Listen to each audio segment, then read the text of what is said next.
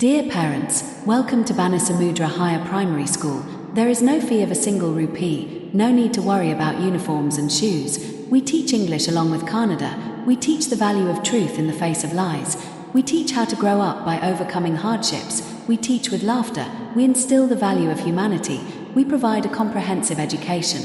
Without thinking much, enroll your children in the nearest government higher primary school. Banasamudra. Save government schools.